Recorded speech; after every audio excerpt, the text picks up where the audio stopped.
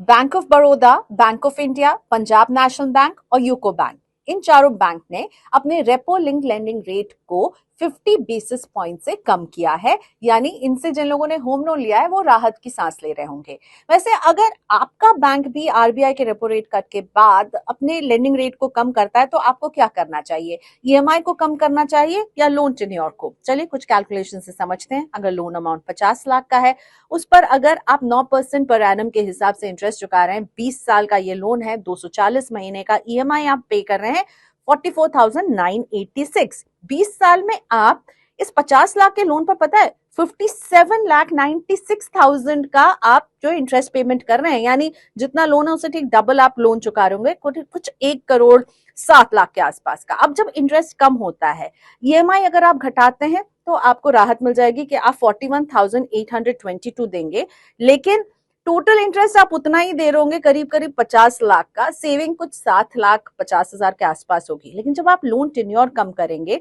तो क्या होगा? ईएमआई वही रहेगी 44,986, लेकिन टेन्योर हो जाएगा 17 साल 9 महीने, 213 महीने। यानी कि आप जहां पर आप पहले 240 महीने में लोन चुका रहे थे, वो जब आप 213 महीने में चुका रहे होंगे तो आपके इंटरेस्ट का बोझ जो है वो सिर्फ बचेगा 46 लाख का और सेविंग्स 11,95,000 की। तो टेन्योर कम करने में ज्यादा समझदारी है।